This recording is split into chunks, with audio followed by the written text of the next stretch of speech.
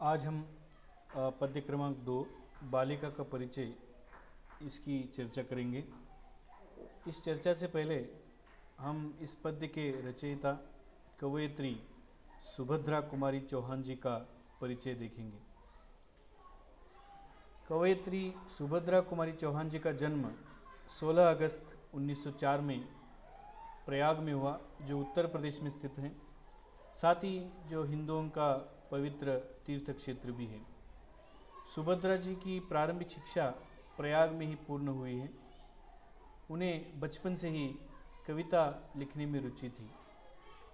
सुभद्रा कुमारी चौहान जी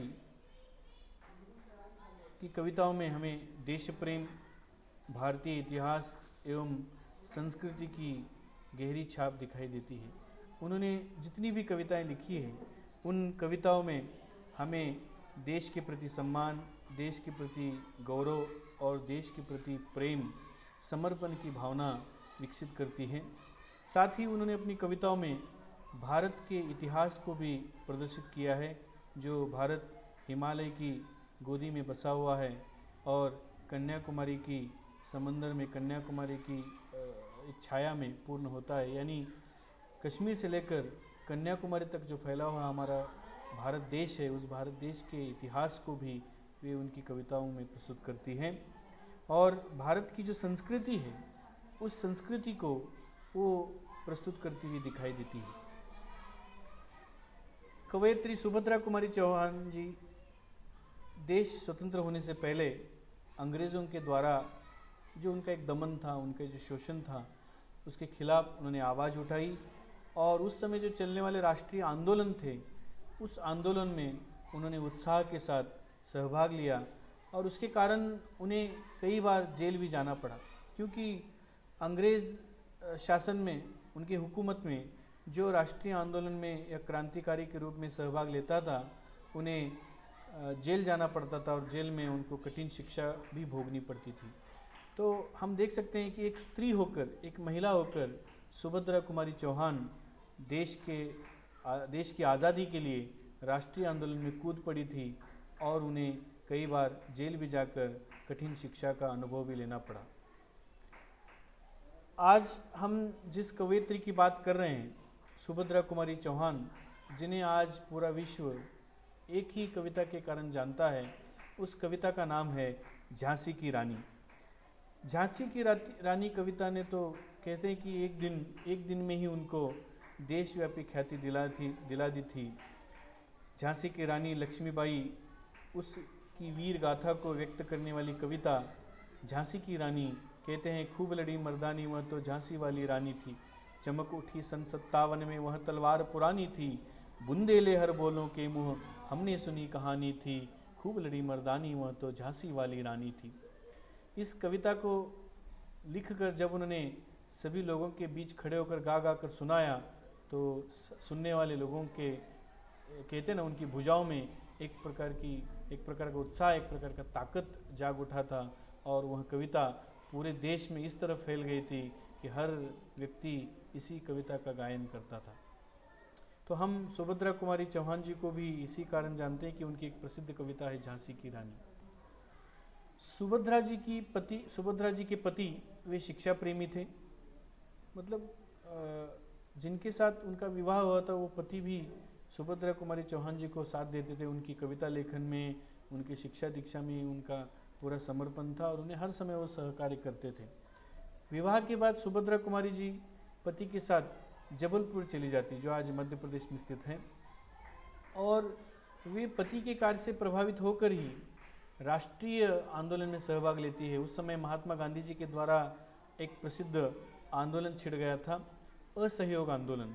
यानी अंग्रेज़ों के हुकूमत में, अंग्रेज़ों के शासन में जो भी कोई नियम आता है या जो भी कानून बनता है, उसे सहयोग नहीं करना, उसे सहकार्य नहीं करना, उसमें सहभागी नहीं होना, इस तरह से असहयोग, असहकारी, तो असहभागित्व का जो आंदोलन चला, उस आंदोलन में सुभद्रा कुमारी चौहान जी ने अत्यंत उत्साह के साथ, समर्पण भाव से उन्होंने सहभाग लिया था। सुभद्रा कुमारी जी मध्य प्रदेश विधानसभा की सदस्य भी थी। वो केवल लेखन में ही आगे थी ऐसा नहीं था, हिंदी साहित्य के साथ साथ देश प्रेम, देश का इतिहास, देश की संस्कृति को आगे बढ़ाते बढ़ाते उन्होंने शासकीय यानी सरकारी कामकाज में भी उन्होंने अपना सहभाग दिया। उसमें वो मध्य प्रदेश विधानसभा की सम्मानीय सदस्या थी। उनकी कविताओं में हमें अधिकतर वीर रस दिखाई देता है। वीर रस का अर्थ ये है कि सुनने वाले के हृदय में, सुनने वाले के मन में उत्साह भरना। कविता का जब हम श्रवण करते हैं, कविता को जब हम सुनते हैं, पद्य को सुनते हैं, तो सुनने के बाद हमारे हृदय में, हमारे मन में एक प्रकार का उत्साह, एक प्रकार की कहते हैं ना कि एक नई प्रेरणा जाग उठती है।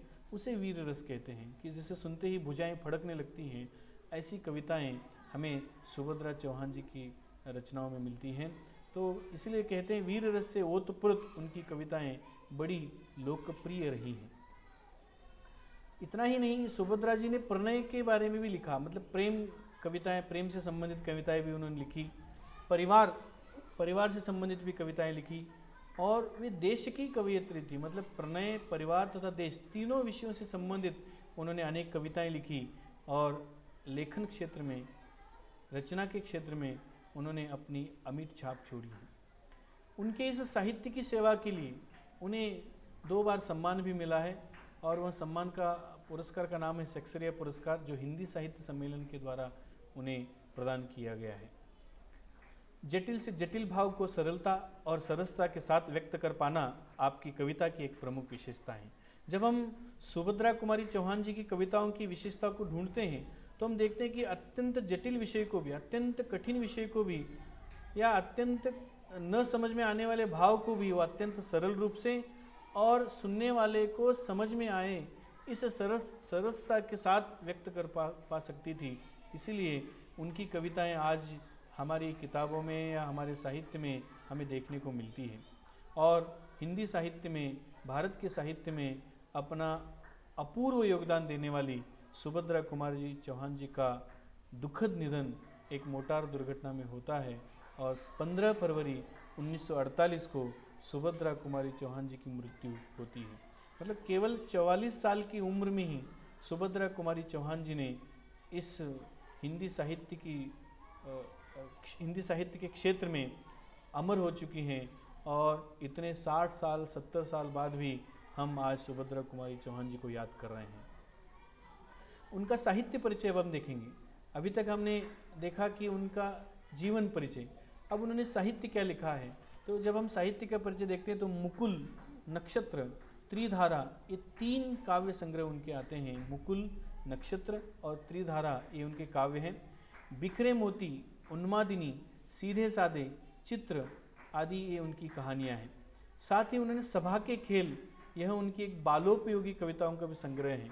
छोटे छोटे बच्चों के लिए, उनको मनोरंजन के लिए, मनोरंजन के साथ साथ कोई नया संदेश देने के लिए, उनमें एक नई प्रेरणा या नैतिक शिक्षा देने के लिए उन्होंने एक काव्य संग्रह भी लिखा है। उस काव्य संग्रह का नाम है सभा के खेल।